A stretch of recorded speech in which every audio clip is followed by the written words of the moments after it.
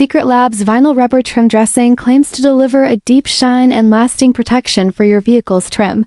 And it does have a few things going for it, like being water-based and promoted as eco-friendly, which is definitely a plus for those looking to avoid harsh chemicals. The application is pretty straightforward, and it does leave a decent shine that enhances the look of rubber and vinyl surfaces without feeling overly greasy or sticky. However, there are a few red flags that are hard to ignore.